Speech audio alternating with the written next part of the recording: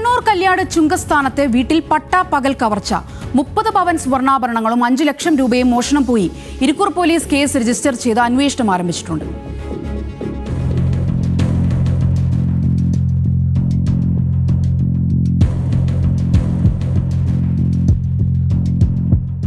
കല്യാട് സിപ്ക കോളേജിന് സമീപത്ത് KC സുമലതയും കുടുംബവും താമസിക്കുന്ന വീട്ടിലാണ് വെള്ളിയാഴ്ച പട്ടാപ്പകൽ മോഷണം നടന്നത്.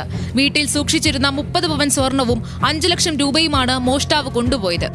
ഞാൻ വെറുതെ ഒരിക്കൽ ലോക്കിങ്ങനെ തുറക്കുമ്പോൾ വാതിൽ തുറന്നിട്ട് ഞാൻ റൂമിലേക്ക് പോകുമ്പോൾ തന്നെ എല്ലാം വലിച്ചിട്ട രീതിയിലാണ് ഞാൻ കണ്ടത്.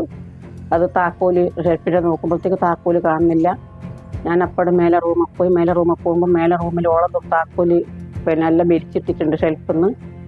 അത് കഴിഞ്ഞ് താഴെ വർക്കേരിയിൽ വന്ന് നോക്കുമ്പോൾ വർക്കേരിയിൽ താക്കോലൊന്നുമില്ല. സുമലത രാവിലെ 7 മണിയോടെ ചെങ്കൽ ക്വാറിയിലേക്ക് ജോലിക്ക് പോയി. മകൻ സൂരജ് ചെങ്കൽ കയറ്റിയ ലോറിയുമായി ഓട്ടം പോവുകയും ചെയ്തു.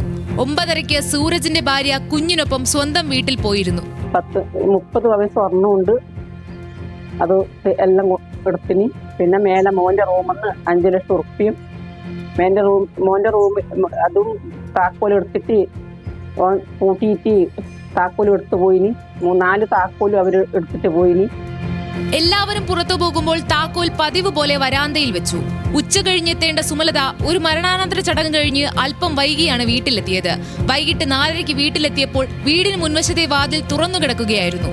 അകത്ത് കയറി നോക്കിയപ്പോൾ മുറിയിലെ അലമാരയിൽ അടുക്കി വെച്ചിരുന്ന തുണിത്തരങ്ങൾ കിടക്കയിൽ ചിന്നിച്ചിതറി കിടക്കുന്നതാണ് കണ്ടത്. ഈ ഷെൽഫിലുണ്ടായിരുന്ന താക്കോലെടുത്ത് റൂമിലെ സ്റ്റീൽ അലമാര തുറന്നാണ് 30 പവൻ സ്വർണ്ണാഭരണം മോഷ്ടിച്ചിരിക്കുന്നത്. 2ാം നിലയിൽ കിടപ്പുമുറിയിലെ ഷെൽഫിൽ സൂരജ് സൂക്ഷിച്ചിരുന്ന 5 ലക്ഷം രൂപയും കവർന്നതായി പരിശോധനയിൽ മനസ്സിലായി. പോലീസും കണ്ണൂരിൽ നിന്നുള്ള ഡോഗ് സ്ക്വാഡും വിരലടയാള വിദഗ്ധരും സ്ഥലത്തെത്തി തെളിവുകൾ ശേഖരിച്ചു. ഉടൻ മോഷ്ടാവിനെ പിടികൂടാനുള്ള ശ്രമത്തിലാണ് പോലീസ്.